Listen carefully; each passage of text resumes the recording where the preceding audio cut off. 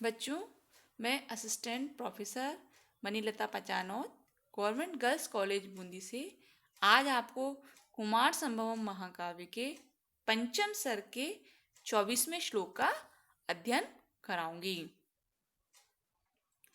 यहाँ पर पार्वती के वर्षाकालीन तप का वर्णन किया गया है। स्थिता क्षणम पक्षमसु ताड़िताधरा पयोधरोत्सेद निपात चूर्णितः बलिषु तस्या स्खलिता प्रपेदिरे चिरेण नाभिम प्रथमोद बिंदव है।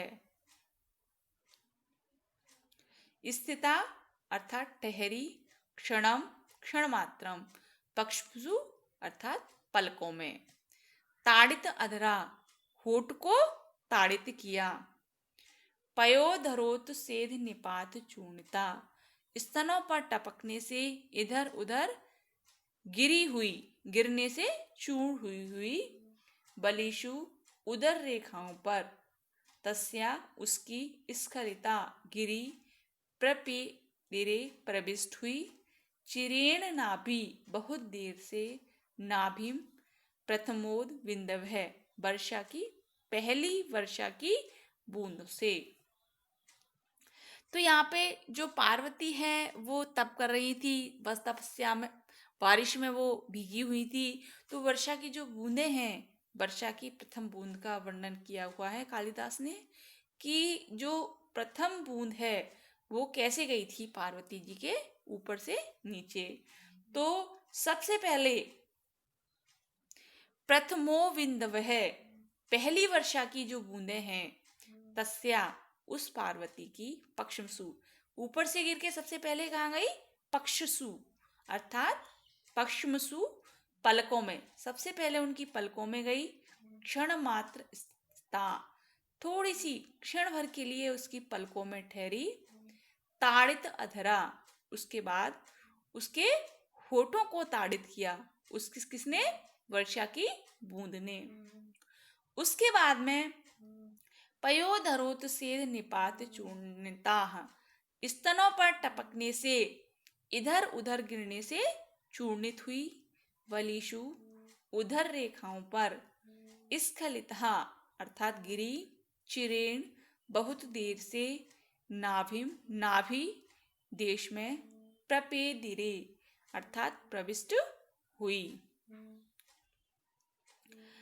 स्थिता क्षणम पक्षमसु ताड़ित अधरा, वर्षा के जल की प्रथम बूंद कुछ समय के लिए उस पार्वती की आंखों के पलकों पर ठहरकर नीचे के होठ से टक्कर खाकर, वलिषु तस्य स्खलिता पयोधरोत्सेद निपात चूर्णना, स्तनों की ऊंचाई पर गिरने से चूर चूर होकर, बलिषु तस्य स्खलिता प्रपेदिरे चूर चूर होकर पेट की नीची ऊंची रेखाओं से फिसलती हुई, चिरेण नाभिम प्रथमोद बिंदव है, नाभि तक देर से पहुंचती थी। पार्वती कठोर तपस्या कर रही थी, इसलिए खुली हुई भूमि पर ही वर्षा काल में वो तपस्या किया करती थी। अतः आकाश से गिरती हुई वर्षा के जल की बूंदें हैं, वो पहले उसकी आंखों के पलकों के ऊपर गिरा करती थी और वहीं नेत्र रोमों के घने होने के कारण कुछ काल तक रुककर और फिर निचले ओष्ठ के ऊपर गिरा करती थी और फिर वहां से कठिन एवं उठे हुए स्तनों के अग्रभाग से टकराकर चूर्ण चूर्ण होकर वे बूंदें पेट की त्रवलियों में क्रमशः फिसलती हुई अंत में उसकी गहरी नाभि के अंदर प्रविष्ट हो जाती थी। प्रथमोद बिंदव है अर्थात प्रथम जल की बूंद। यहाँ प्रथम शब्द का भाव नवीन है, अर्थात वर्षा ऋतु के आ जाने पर सर्वप्रथम हुई वर्षा की जो बूंदें, उसके लिए शब्द कहा गया है। स्थिता जो शब्द है वो ठहरती थी या रुकती थी।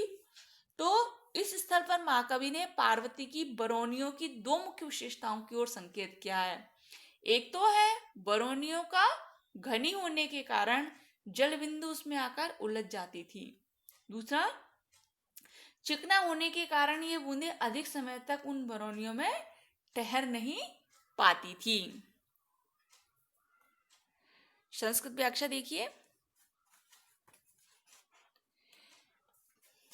प्रथमोद बिंदवः प्रथम सलिल बिंदवः वर्षाकालिक प्रथम जलकणः तस्या पार्वत्या पक्षमसु नेत्रलोमसु क्षणं किंचित कालं स्थिता स्थितिं प्राप्तः ताडिताधरा विथिता अधरोष्टः ततः पयोधरोत्सेद निपात चूर्णितः स्तनाग्रपतन जर्जरितः स्तनोन्नत भागो परितन विशीर्णः बलिषु उदररेखासु स्खलितः पलितः इत्थं चिरेण बहुकालेन नाभिं तुन्दिं प्रपेदिरे प्रविष्टः।